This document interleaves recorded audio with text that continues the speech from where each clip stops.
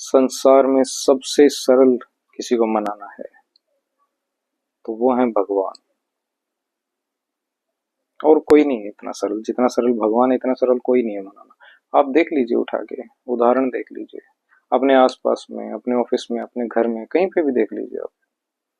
कोई इतना आसान नहीं है जितना प्रभु है। आप हजार गलतियां करते हैं, हजार बार झूठ बोलते हैं, अपने वादे करके तोड़ देते हैं भगवान को, उसके बाद भी आप उनकी शरण में जाते हैं और क्षमा मांगते हैं और वो आपको स्वीकार कर लेते हैं। आप अपने रिश्तेदारी में, घर में, मित्र बंधुओं में, सखा में, अपने कार्यालय में, अपने सीनियर जूनियर से किसी से झूठ बोल के देखिए, किसी से गलती करके देखिए, मन मुटाव करके देखिए, कोई आपको नहीं उतना क्षमा करता जितना भगवान करते हैं। कहने को वो कर देते हैं, दिखावे के लिए कर देते हैं, किंतु उनके मन में फिर भी वही एक गांठ बंधी रह जाती है। एक भगवान ही है जो आपको सर्वथा, सर्वदा, सदैव क्षमा कर देते हैं, चाहे आपने कितनी भी बड़ी गलती करी हो, जो भी किया हो आपने।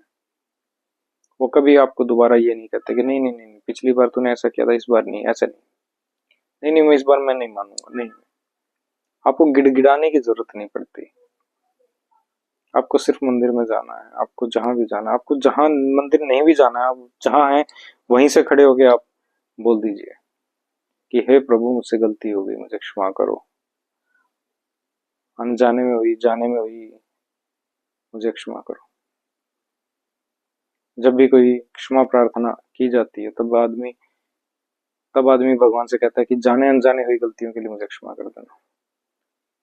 और भगवान इतने दयालु हैं, इतने सरल हैं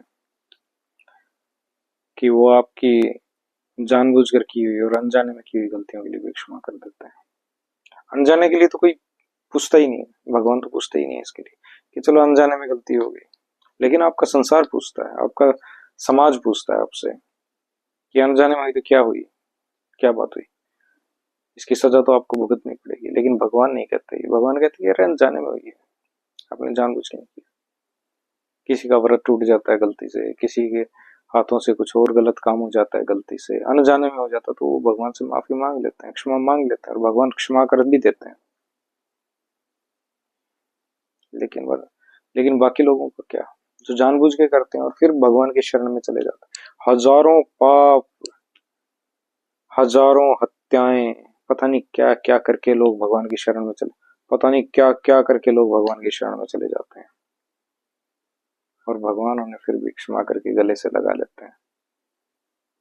बहुत से ऐसे लोगों को आपने उठते उभरते हुए, बहुत कुछ पाते हुए देखा होगा, जो पहले पापी थे और फिर उन्होंने भगवान की शरण में जाके क्षमा मांगी और उन्हें क्षमा मिल गई। महर्षि वाल्मीकि हैं, महर्षि विश्वामित्र हैं। अगर इनका अतीत देखा जाए तो इनसे सबसे कोई ना कोई गलतियां हुई थी, लेकिन फिर बाद में देखिए ये महर्षि कहलाए भगवान की दया से। भगवान वाल्मीकि कहा जाता है उन्हें। महर्षि वाल्मीकि ने फिर रामायण की रचना की।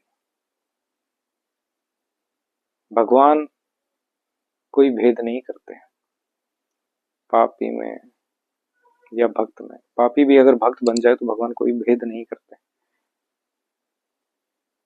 भेद करता है तो मनुष्य, गुस्सा करता है, क्रोध करता है तो मनुष्य,